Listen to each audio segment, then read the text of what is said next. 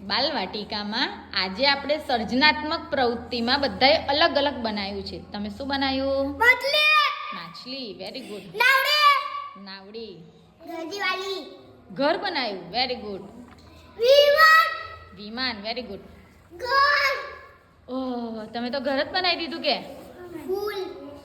ફૂલો. ઓહો, ફૂલોનો બુકે બનાવ્યો. આસન.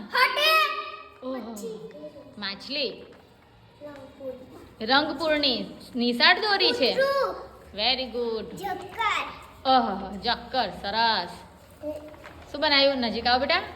શું બનાવ્યું? સસલું. નજીક બતાવો બરાબર. શું બનાવ્યું છે?